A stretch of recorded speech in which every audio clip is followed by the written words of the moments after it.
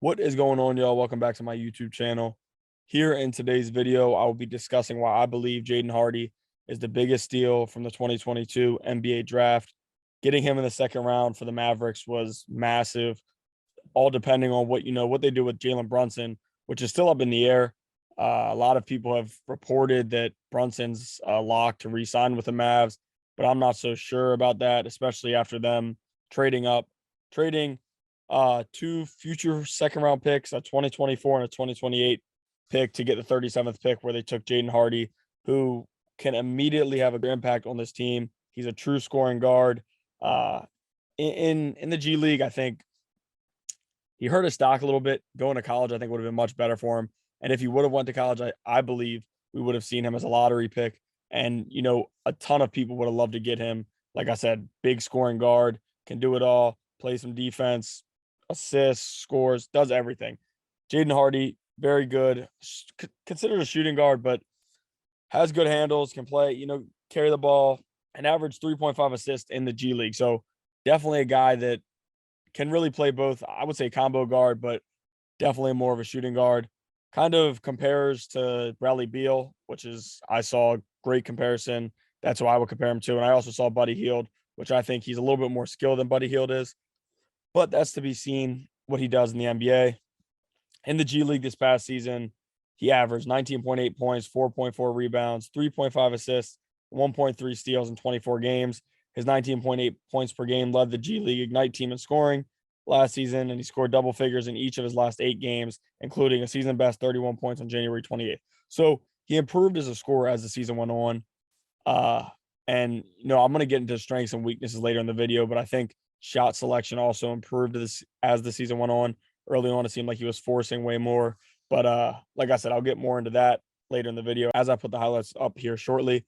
But in high school, Hardy was the man, number 2 recruit in the ESPN 100 class of 2020 rankings behind Chet Holmgren, who was the second overall pick in tonight's draft. He chose the G League over Kentucky and UCLA. A lot of people thought Kentucky had an edge on him, or maybe even Oregon, because his brother went there. But he ultimately decided to go to the G League, which, like I said, I think kind of hurt him in terms of draft stock. But I still think he's going to have a very successful NBA career, and we could even see him become an all-star within the next 5 to 6 years, just because he's so talented, such a good scorer. And I think this is a great fit with the Mavericks, especially if Jalen Brunson does end up signing elsewhere during free agency in the next few weeks.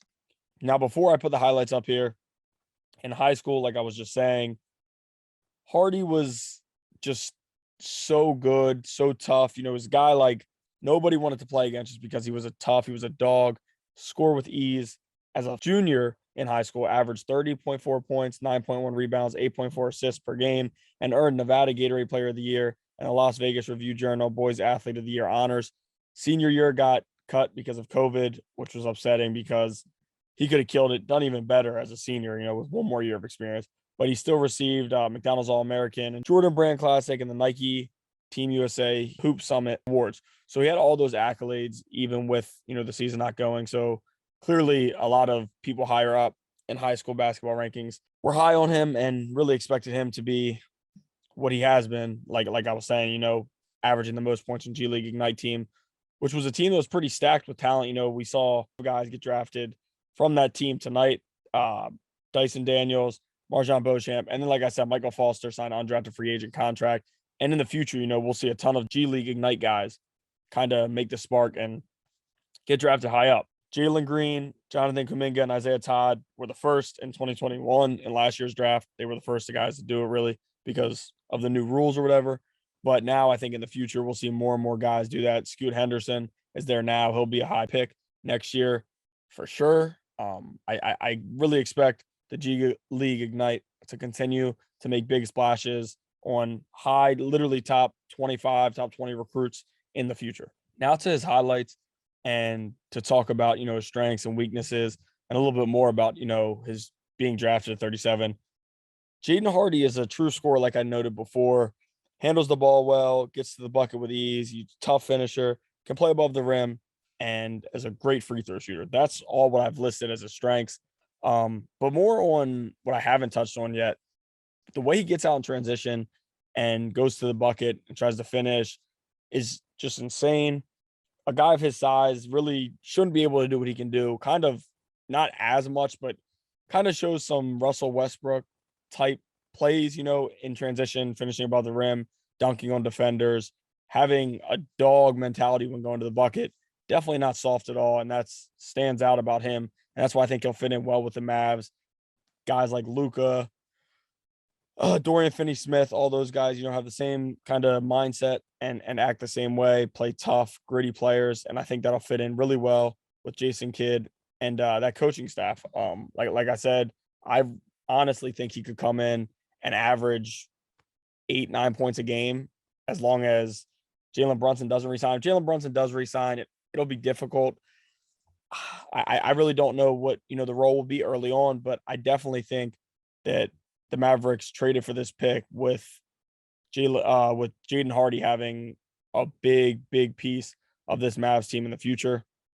Him and Luca are two guys that I think you're going to be able to build around within the next few years. And the combination of the two guys, I think we could really see, honestly, maybe win an NBA Finals. That might be getting ahead of myself or saying too much, but I truly am high on Jaden Hardy, and I think he could turn into one of the next best guards in the NBA, and he'll be one of the best guards in this NBA draft. I fully believe it. Another big strength I think we'll see with Jaden Hardy is his catch and shoot game. In the G League Ignite, as the season went on, like I said, it improved, but in the NBA, he'll definitely be much more of a spot up shooter. I would say for the first probably year of his career. I don't think he'll handle the point early on. As a shooting guard, I think it'll be more spot up.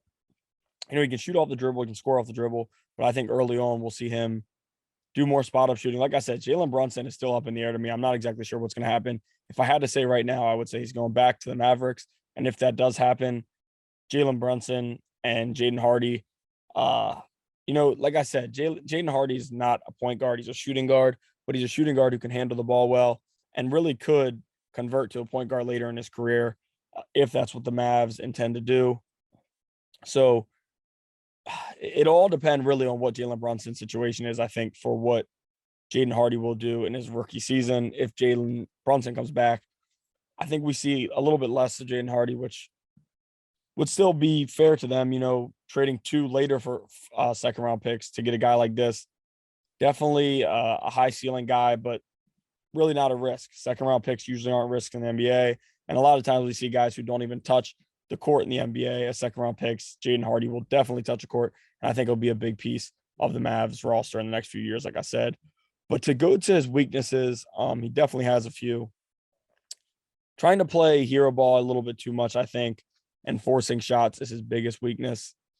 It's kind of tough to say because, I definitely think he was trying to showcase his talents in his first year in the G League, which is understandable. So that kind of explains, forcing shots more and trying to be the hero too much. But at the same time, it was professional basketball. I think he kind of got better with that as the season went on. Like I said, he definitely had a better shot selection the second half of the season. But early on, and really, throughout his time in the G League, it was a lot of forced shots, and that kind of hurt his percentages shooting the ball, which, some people listed as weaknesses. But if you really watch the game, it was more just shot selection, which was the main reason for the numbers to look like that. His 3-point shooting has to improve, but it will. Like I said, a big reason for that is the shots. And then another thing that I fully believe Hardy will improve on, but he has to, is defensively. I think he puts much more effort offensively than he does defensively, and I think he sells himself short of being a good defender because of that. A lot of scouting reports have his weaknesses, defensively, but I think it's more effort. And I think in the NBA that will quickly be taught to him, give full effort both sides. And I think we'll quickly see him evolve as a defender as well. So that's not something I think, like I said, his weaknesses are all easily fixable. It's nothing too much. And it's really all stuff that a lot of rookies in the NBA quickly fix because they're not going to get on the court if they don't. So now, finally, I kind of noted it earlier, but I didn't really talk about it too much. The biggest comparison I have for Jaden Hardy is Bradley Beal. Like I said, they compared him to Buddy Hield. on a few scouting sites, but I didn't like it at all just because I think he's much more skilled than Buddy Hield is. Not right now, but I just think his skill set can give him more in the NBA than Buddy Hield does. Buddy Hield's a great scorer, but aside from that, we don't see him do as much. And I think Hardy could be a little bit more of a star than Hield has been.